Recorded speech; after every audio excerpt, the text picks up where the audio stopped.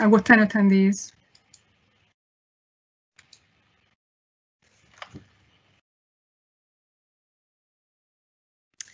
Hello everyone, it's 2 o'clock. Thank you for joining us at our Perinatal Psychiatry faculty webinar today. We're going to be here for about half an hour with you. First of all, I'm going to introduce myself. Some of you will know me and some of you won't. So I'm Jo Black and I'm the new chair of the Perinatal faculty, and I've taken over very recently from Trudy. So please bear with me, I'm new to this, but really excited about the opportunity of taking the chair for the next 4 years. In these unusual times, and where we're going to take the faculty during that period of time. I'm delighted that Trudy remains guiding light in the college as our new registrar, so we've got friends in very high places. So today's a really good programme. I think we're going to have to move quite quickly because we've got a lot to get through. We're going to start with an academic presentation from Hind Khalifeh, who's going to talk on COVID and research in COVID-19 times perinatal mental health specifically, so I'm really excited to hear that.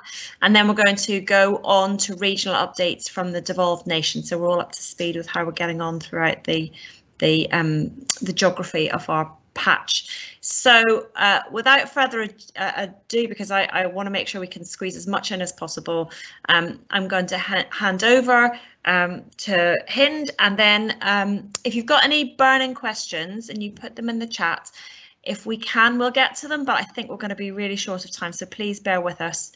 We may be talking right to the bitter end. We may not have time to get to questions, but if there's time, I'll try and address any themes that come in. So I'm going to hand over now. Thank you very much.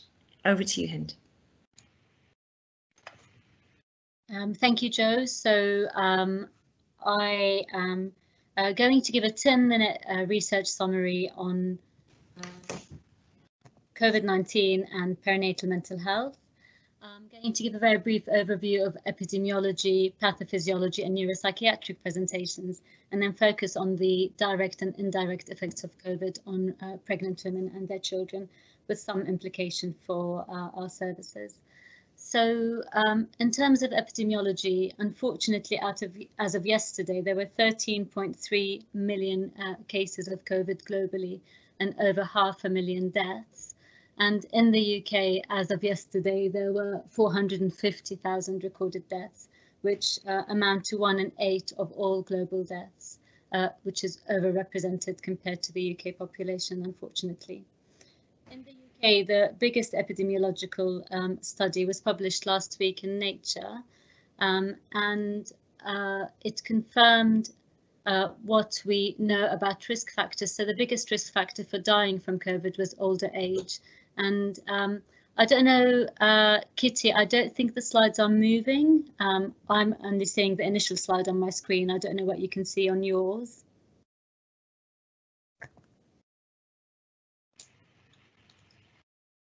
It's moving now. It's moving now. So yeah, this brings us on to the epidemiology in the UK. And on the left there, we can see that the highest risk for dying from COVID is older age.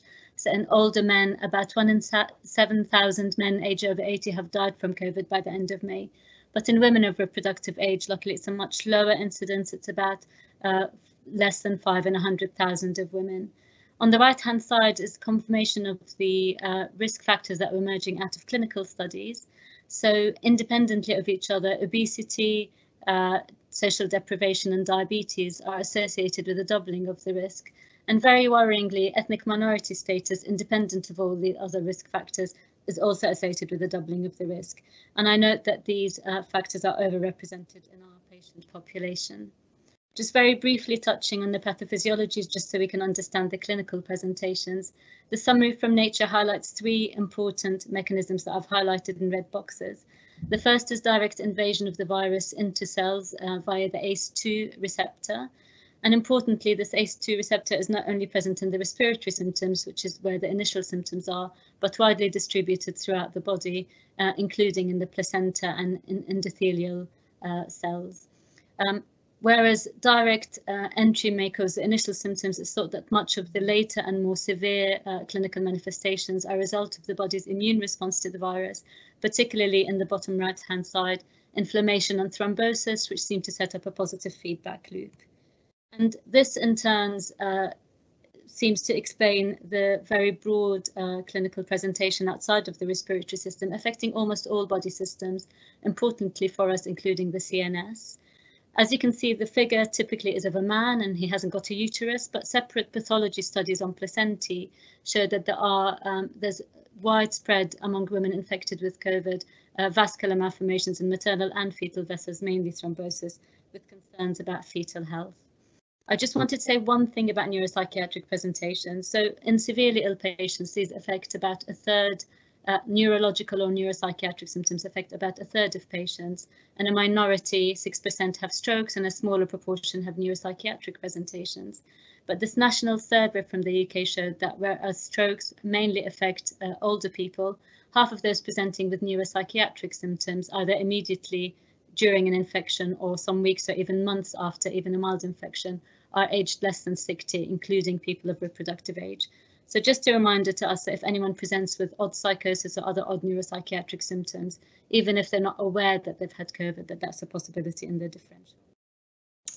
So for the rest of next 5 minutes, I want to focus on pregnant women. I want to highlight two studies.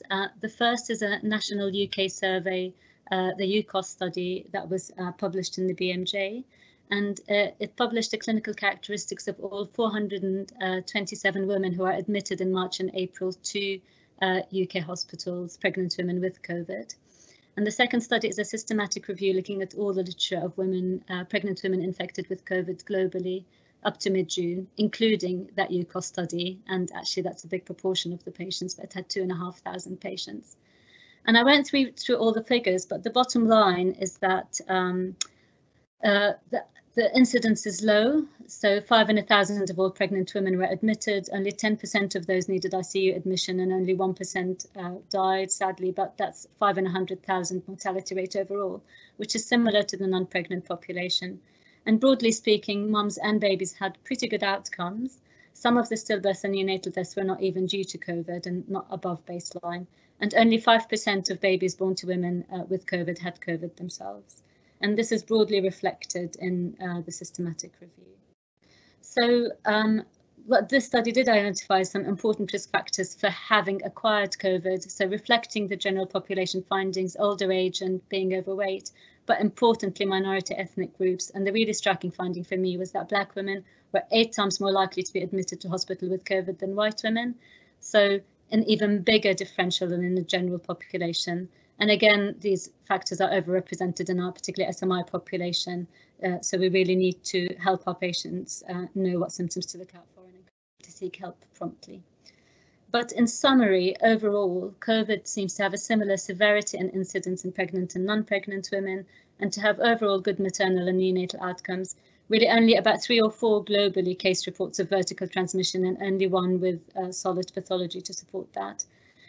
Perhaps a bigger concern with no known evidence is whether the mums having had an infectious illness and an immune reaction to that may expose fetuses to the risk of neurodevelopmental disorders, as was seen in the past following, for example, influenza outbreaks and a spike in schizophrenia incidence, and some lab evidence supporting similar risks from maternal immune activation for autism and ADHD. We're not going to know for 10 or 20 years, but it supports women being following guidance from their Royal College of Obstetricians, being particularly careful with social isolation. So whereas this talks about the direct effects of COVID, what I and probably a lot of you are more concerned about are the sort of unintended consequences of the infection mitigation measures, the so-called collateral damage. So starting globally, it was estimated in this Lancet study in the top that over a 6-month period, there may be 250,000 excess child deaths and 1,200 excess maternal deaths because people aren't accessing healthcare in the right ways. And sadly, a study published yesterday from India is already showing that that is the case. So in this region in India, only half the number of women delivered in hospital as in similar periods last year. And those who did come in were more likely to die and to have stillbirths, so suggesting they're presenting In high income settings, we also find similar evidence of possible late presentation. So in Italy, a higher rate of ruptured ectopics than before COVID. And in St. George's study on the left, a higher rate of stillbirths and preterm delivery in women presenting to St. George's, but none of them had COVID, so suggesting just missed risk factors and presentations. I was very concerned by the small study from Great Ormond Street, which showed that during a 6-week period in COVID, they had 10 children present with suspected abusive head trauma, which is 10 times higher than similar periods in previous years. And they talk about this silent pandemic amongst the public pandemic, which we're concerned about. That's also for our patient population reflected in increased risk of domestic violence, which we've probably seen clinically and which has been highlighted by charities and by recent domestic homicide statistics in the UK. So specifically around postnatal depression, yes, there is evidence, as you'd expect, of increasing anxiety and depression during COVID in pregnancy and perinatally. And this is shown by the study in China, which started before the epidemic there and continued beyond. And also smaller but similar studies in Turkey, in Italy and in Canada, suggesting that 30 to 40% of pregnant and postnatal women are scoring EPDS above 13, which is about twice the normal rate. So to summarize, and just I guess to give you my take and my reading of the literature, COVID is fortunately very rare among women of reproductive age, and pregnant women don't seem to be at greater risk than non-pregnant women. So yes, there is a very small risk that they'll get infected, particularly older Black women with medical comorbidities, and that will have harmful effects for them and their babies. What I'm much more concerned about, and what's being increasingly shown by the emerging evidence, is the collateral damage or unintended consequences of the mitigation measures, which have this sort of dual problem of increasing all the psychosocial and economic risk factors, DV, child abuse, poverty, etc., while at the same time decreasing access to support. So in my final second, I'm going to say that the implications for us is that we just make sure to look for those additional risk factors and to make our services as accessible as possible. So thank you, and I'm going to hand over to Julie.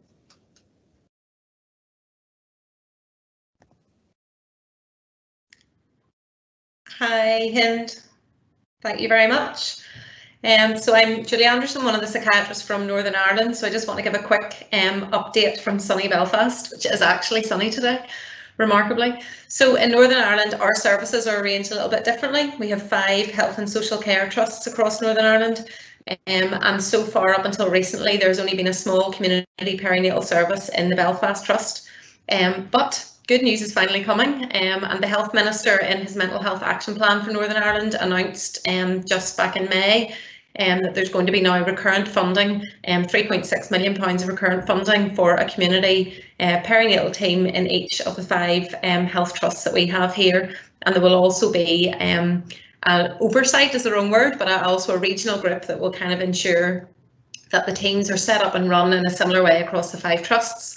And we'll be looking at standards and outcomes and those sort of really important things as well.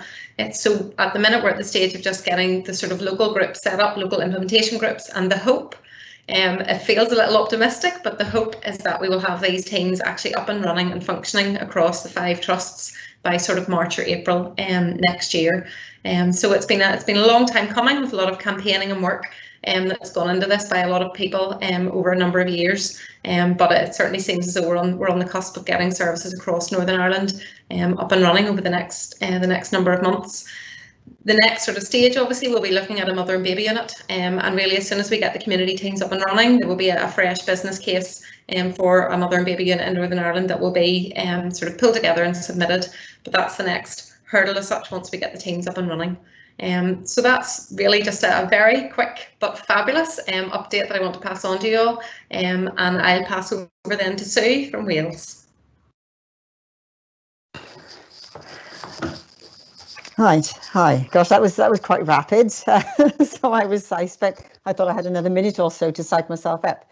Okay, so I'm Sue Smith. I've been a consultant psychiatrist in Cardiff for since 1998, and I'm actually my last day in work tomorrow before I retire. So for the majority of that time, I was a general and perinatal psychiatrist, and for the last 5 years, I've just done perinatal. I mean, similarly to Julie, in fact, it's a bit different in Wales. We don't have trusts, we have health boards, there's 7 of them.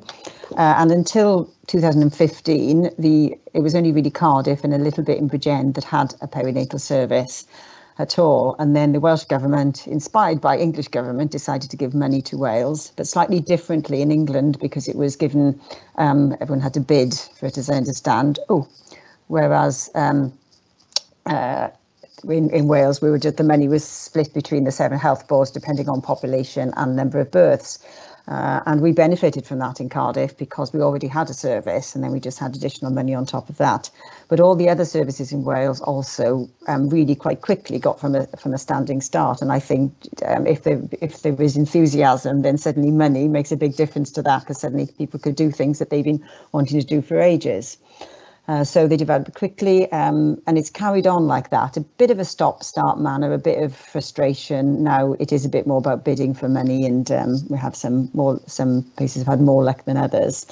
We've also now got a managed clinical network, which is managed by a lady called Sharon Fernandez, who is very good at making sure that we meet both internally. So she encourages all the health boards to have special interest groups, so all professionals involved in that will get together virtually at the moment, and also all the different professions. So there's a perinatal consultants peer group, there's a psychologist group, a nurses group, just to make sure that it's sort of on the agenda all the time, really. I mean, in fact, there's actually a meeting going on today. I joined it this morning, and there's another one this afternoon, just with people from all over Wales working in perinatal mental health services getting together. So yes, I went from being the only perinatal psychiatrist in Wales to speaking with my 6 colleagues on a Zoom meeting last week, so keeping up to date with what's been happening. I'll start with North Wales. I know you should start with the positive. I'll start with the not quite so good. In North Wales, there's quite a bit of frustration at not having a mother and baby unit. And in COVID, although they've benefited from not having to travel as much, it's been difficult to give intense support to women if they've needed it without a unit. But there were some negotiations with England to look whether they could be a cross-border unit, but it's not clear whether that's going to be in England or Wales. But in South Wales, the really exciting news is that we're finally going to have another mother and baby unit, having not had one since 2013. It's going to be in the Sneath Swansea area. There's an interim unit which is looks like it is going to be opening in spring of next year. Despite COVID, they've carried on having the meetings about this, so it's still on track. And then they also, which is encouraging, talk about having then a purpose-built unit, and they're already scoping where that's going to be. So doesn't seem as a case of an interim unit that becomes forever.